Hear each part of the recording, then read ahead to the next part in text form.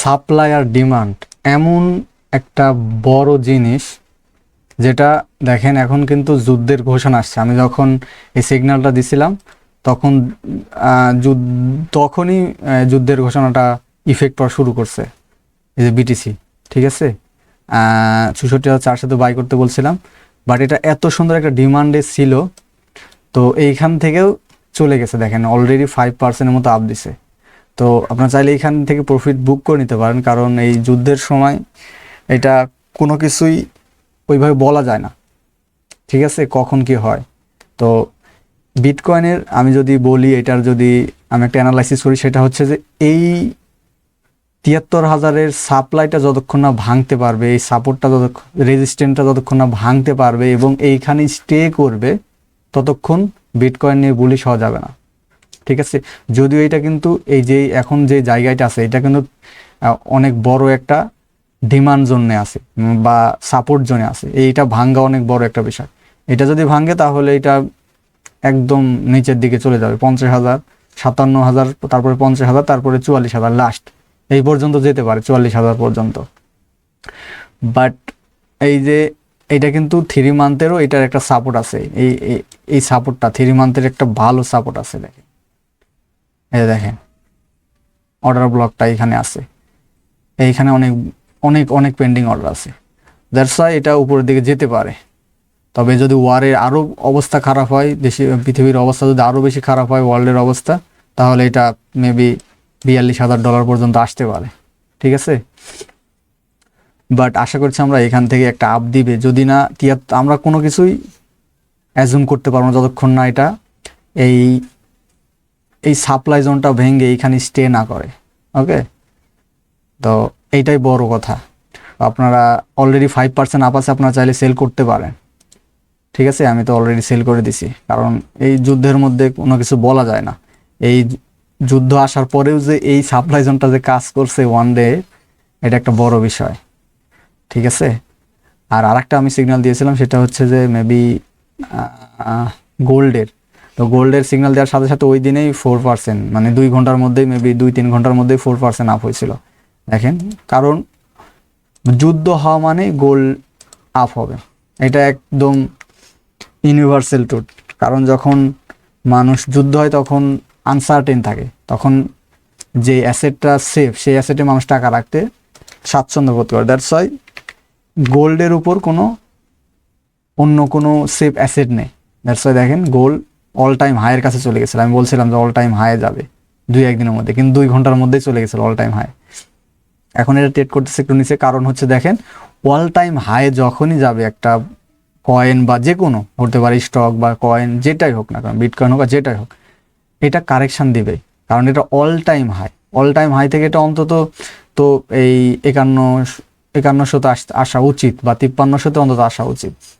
ঠিক আছে, দেন এটা আবার মুভ করবে 100%, কারণ গোল্ড এটা উপরে যাবে। কারণ ডলারের দাম যখন, তার ভ্যালু যখন কমবে, পৃথিবীতে ভ্যালু ডলারের কমবে, টাকার ভ্যালু কোনো দিনও বাড়বে না। কারণ গভর্নমেন্ট টাকা প্রিন্ট করতেই থাকবে, তার পেছনে কোনো কিছু নেই। আগে তো ছিল গোল্ড, আগে যদি টাকা প্রিন্ট করা লাগতো তখন আগে থাকতো, পিছনে থাকতো গোল্ড, বাট এখন কোনো কিছুই নেই, এটা কোনো স্ট্যান্ডার্ড নেই। দ্যাটস ওয়াই টাকার ভ্যালু, ডলারের ভ্যালু সবসময় কমতে থাকবে, আর এই গোল্ডের ভ্যালু সবসময় উপরে যেতেই থাকবে। ঠিক আছে, দ্যাটস দ্য থিং। তো আমি চাচ্ছিলাম, আমি নতুন শুরু করছি ইউটিউব চ্যানেল বা ফেসবুকে ভিডিও দেওয়া শুরু করছি। আপনারা যদি চান যে এইভাবে রিসার্চ কীভাবে করবেন, তো আমি তাহলে ভিডিও নিয়ে আসা শুরু করতে পারি, যে আপনি বুঝবেন কীভাবে যে কোথা থেকে এই কয়েনটা আপ করবে, কোথায় এটা সেল করা উচিত, কোথায় থেকে এটা ডাউন আসা শুরু করবে। এটা যদি জানতে চান, এটা সব কিছুই সাপোর্ট, ডিমান্ড অ্যান্ড সাপ্লাইয়ের খেলা। এভরিথিং সাপোর্ট অ্যান্ড ডিমান্ডের খেলা, ডিমান্ড অ্যান্ড সাপ্লাই, এই দুইটারই খেলা। এটা হতে পারে স্টক, হতে পারে গোল্ড, যে কোনো জায়গায়, সব জায়গায়, কারেন্সি বলেন, ফরেক্স বলেন, সব জায়গায় এটাই কাজ করে। শুধু কারেন্সি না, এই স্টক মার্কেট না, এটা আপনি আপনার রিয়েল লাইফেও কাজ করে। আপনার আলুর দাম যখন ডিমান্ড বেশি হবে তখন দাম বাড়বে, যখন ডিমান্ড থাকবে না তখন দাম কমে যাবে। এটাই, সাপ্লাই যখন বেশি হবে। তো এইখানে যখন আসবে তখন আর একটা কারেকশান হবে মেবি।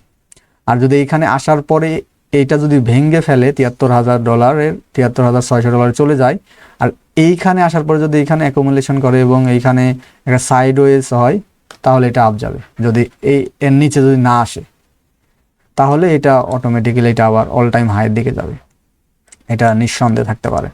আর যদি এই লেভেলটা ভাঙে, এই $60,000 লেভেলটা ভাঙে, তাহলে এটা আমরা 57,000, তারপর 50,000, তারপরে আমরা 42,000 পর্যন্ত দেখবো।